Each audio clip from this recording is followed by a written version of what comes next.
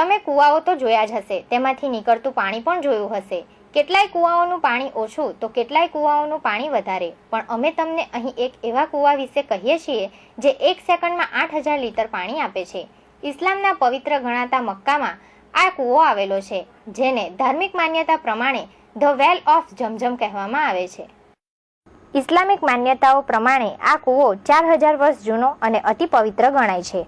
એકવાર જ્યારે ઇબ્રાહિમ અલૈહિસ્સલામના પત્ની પોતાના પુત્રને લઈ સફા મરવા નામના પર્વત પર જતા હતા, તે સમયે તેમના પુત્રને તરસ લાગી હતી અને તે પાણી માટે વલખા મારી રહ્યા હતા. ત્યારે ઇબ્રાહિમ અલૈહિસ્સલામના પત્ની સફા મરવા પર સફાથી મરવા સુધી ચક્કર મારતા રહ્યા, પરંતુ જ્યારે તેમના પુત્ર પહાડ પર પોતાના પગની એડી રગડી ત્યારે ત્યાંથી પૂર ઝડપથી પાણી નીકળવા લાગ્યું. જ્યારે ઇબ્રાહિમ અલૈહિસ્સલામના પત્નીએ તે પાણીને ભેદ કરવા માટે ઝમઝમ એટલે કે રૂક કીધું.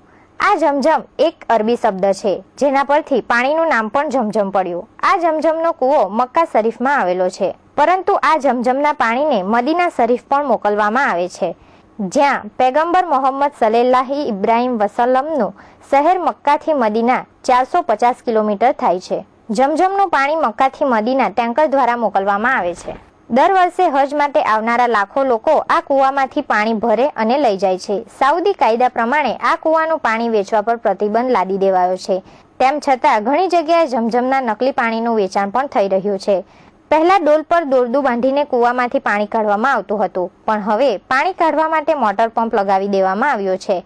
હાલ આ કૂવામાંથી 1 સેકન્ડમાં 8000 લીટર પાણી નીકળે છે. શ્રદ્ધાળુઓ પાણી મળી રહે તે માટે વોટર પંપ મારફતે પાણીને મસ્જિદની દરેક ખૂણે પહોંચાડાય છે. કૂવો લગભગ 30 મીટર ઊંડો છે. તેનું ડાયમેન્શન 1.8 થી 2.66 કિમી સુધીનું લાંબુ છે. માન્યતા પ્રમાણે આ પાણીને પવિત્ર માનવામાં આવે છે. આ પાણીનો ના કોઈ રંગ છે, ના કોઈ સુગંધ. સાયન્ટિફિક રિપોર્ટ પ્રમાણે આનું pH 7.9 થી 8 રહે છે. આ કૂવાની ખાસિયત એ છે